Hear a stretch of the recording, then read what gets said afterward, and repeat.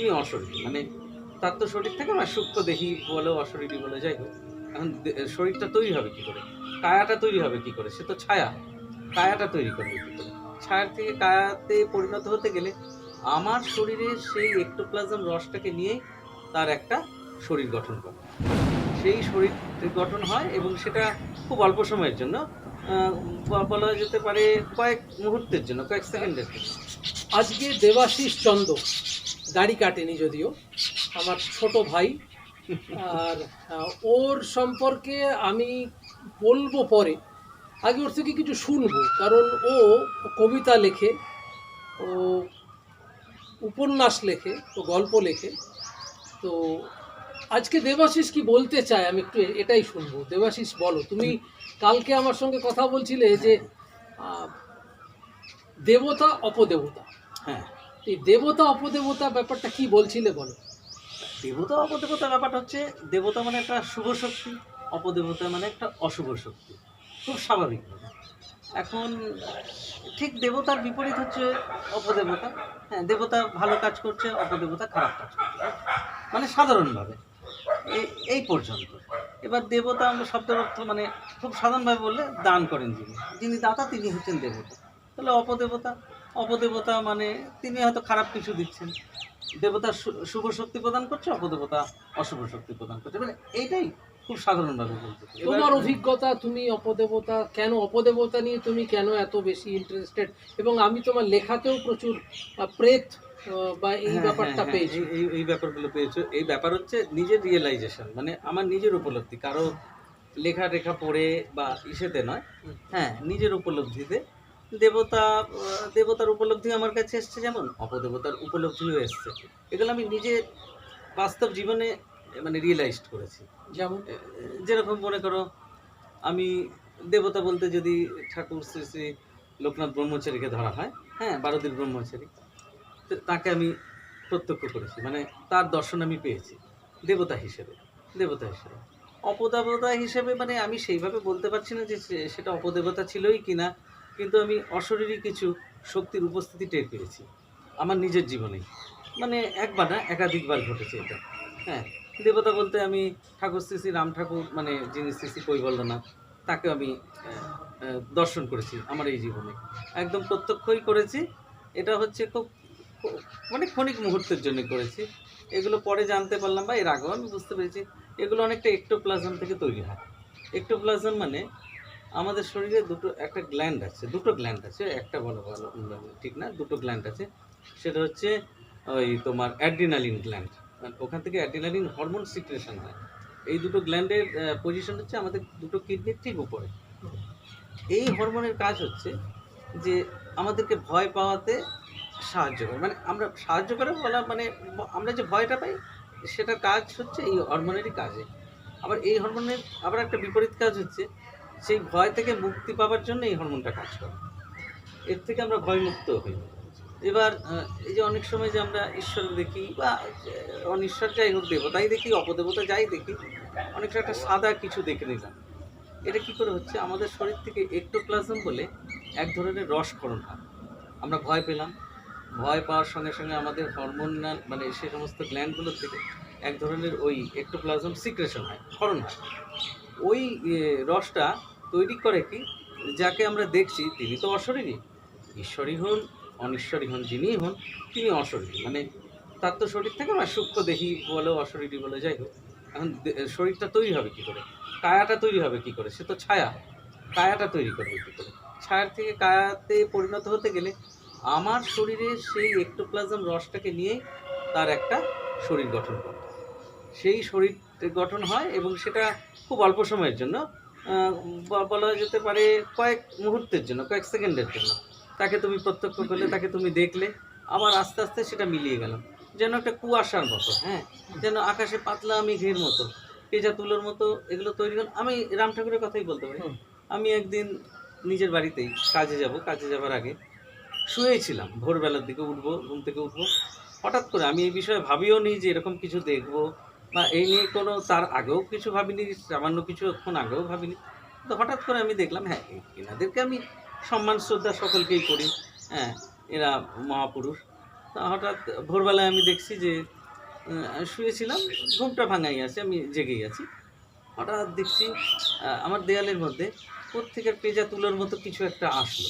দুই দিক থেকে আসলো হঠাৎ। আস্তে আস্তে তারা একটা অবয়ব তৈরি হচ্ছে, এটা আমি পরিষ্কার বুঝতে পারছি, আমার উপলব্ধিতে আসছে অবয়ব তৈরি হচ্ছে। আমি তাকিয়েছিলাম, দেখলাম অবয়বটা পুরো রাম ঠাকুরের মতো, মানে শ্রী শ্রী কৈবল্যনাথের মতো একটা অবয়ব তৈরি হলো, একদম সাদা। সেই অবয়বটা কিছুক্ষণ থাকার পর, মানে কয়েক মুহূর্ত বলো, কয়েক সেকেন্ড বলো থাকার পর সেটা আবার মিলিয়ে গেল। হ্যাঁ, তখনই আমি বুঝতে পারলাম যে এই বিষয়গুলো যে একটা যে অলৌকিক ব্যাপার তা নয়, এটার মধ্যে বিজ্ঞান। এটা এটা কি অবচেতন মনে তুমি সেটা নিয়ে ভেবেছো বা কিছু এমন? না, এবার ব্যাপার হচ্ছে আমরা তো চেতন মনেই ভাবি, অবচেতন মনে এগুলো তো রয়ে যায়। আমরা যখন চেতন মনে ভাবি সেগুলো আমাদের যখন না ভাবি তখন অবচেতন মনে সেগুলো স্টোর থাকে, সঞ্চিত থাকে। হয়তো হতে পারে তারই কাজ, কিন্তু আমি যে বললাম তার ইমিডিয়েট আগে বা বেশ কয়েক ঘন্টা আগে বা ২-৪ দিন আগেও এগুলো নিয়ে ভাবিনি। হুম। হয়তো ছিল কোথাও আমার ভাবনা, হয়তো আগে ছিল, অতীতে কখনো ছিল ভাবনা যে এরকমভাবেই তাকে প্রত্যক্ষ করবো, এই ভাবনাটা ছিল না। কিন্তু হয়তো এরকম একটা ভাবনা কোথাও ছিল, সে বা তার অবয়বটা আমার জানা ছিল। সেটা তখন কোনো একটা যোগে বলো বা কোনো একটা কারণে বলো, সেটা ধর্ম বলতে পারো, বিজ্ঞান বলতে পারো, যাই বলো, সেটা আমার কাছে প্রত্যক্ষ হয়েছে, সেটা আমি উপলব্ধি করেছি। তুমি এর আগে বলছিলে আমাকে একবার সেই তোমার এই একটা মানে অশরীরী উপলব্ধি তোমার, একটা তুমি দেখেছিলে, একটা তুমি মানে উপলব্ধি করেছিলে। অশরীরী উপলব্ধি আমার জীবনে দুবার হয়েছে। একটা হচ্ছে আমি আর আমার ছেলে এই দুজন মিলে এই রথের দিন, আজ থেকে বছর ৩-৪ আগে রথের দিন রথ দেখতেই যাচ্ছিলাম ছেলেকে নিয়ে। দুজন আলাদা আলাদা একটু সাইকেলে, জোরে বলো। দুজন আলাদা আলাদা সাইকেলে ছিলাম। তো আমি আগে সাইকেলে ছিলাম, ছেলে মানে বাবু আমার, মানে ছেলের কথা বলছি, আমি পিছনের সাইকেলটাতেই ছিলাম। তুমি এটা তো রেখে নিতে পারো। হ্যাঁ, তো পিছনের সাইকেলেই ছিল। তো দেখছি হঠাৎ এক ভদ্রলোক, তখন রাত কটা বাজে, ৮টা, সাড়ে ৮টা এরকম সময়। এক ভদ্রলোক আসছেন আমারই কিছুটা উল্টো দিক থেকেই আসছেন সাইকেলে, ওই ভদ্রলোকও সাইকেলে আসছেন। বছর 65-70-এর মধ্যেই বয়স হবে। তো এবার ভদ্রলোক আসছেন যখন, আমি বেশ কিছুটা দূরে, আমার পিছনে ছেলে। তা আমি অনেকটা দূর থেকে দেখে, প্রায় ১০০-১৫০ মিটার দূর থেকে ওনাকে দেখতে পাচ্ছি, পরিষ্কার রাস্তা। তো আমি ওনাকে দেখে আবার বৃষ্টি পড়ছিল বৃষ্টি সেদিন? হালকা, না সেই সময় বৃষ্টি ছিল না, আচ্ছা। বৃষ্টি হয়তো হয়েছিল, সেই সময়টা বৃষ্টি ছিল না, একদম পরিষ্কার। তো ওনাকে দেখে আমি আবার একটু যেরকমভাবে আর কি হাত দেখালাম বা একটু সাইড দিলাম। উনি যখন আমার থেকে অন্তত মিটার ১০-১৫ দূরে, তারপরে উনি মিলিয়ে গেলেন। উনাকে আমি একদম চোখের সামনে দেখলাম, উনি একদম ভ্যানিশড হয়ে গেলেন। এবং এটা তোমার ছেলেও দেখেছিল? এটা আমার ছেলে দেখেছিল, কিন্তু তখন আমি জানি না আমার ছেলে দেখেছে কিনা। আমি ছেলেকে আমি বলিনি বিষয়টা। ও কিভাবে নেবে আমি তো বুঝতে পারিনি। হুম। হয়তো ভয়ও পেতে পারে, নাও ভয় পেতে আমাকে ভাবতে পারে যে বাবা কি ভুলভাল বলছে হয়তো। ছেলে ওর ব্যাপারটা ওর কাছে, ওর বিশ্বাসটা ওর কাছে। আমি বলিনি, ও কিভাবে নেবে ওইজন্য বলিনি। কিন্তু আমি দেখলাম আশ্চর্য, যখন রথের মেলায় পৌঁছে গেলাম, তখন ওই আমাকে নিজে জিজ্ঞেস করছে, আমার ছেলেই বলছে, "বাবা তুমি একটা দাদুকে যে সাইড দিলে, সাইকেলটা করে যাচ্ছিল, দাদুটা দেখলাম আস্তে, আস্তে ভ্যানিশ হয়ে গেল।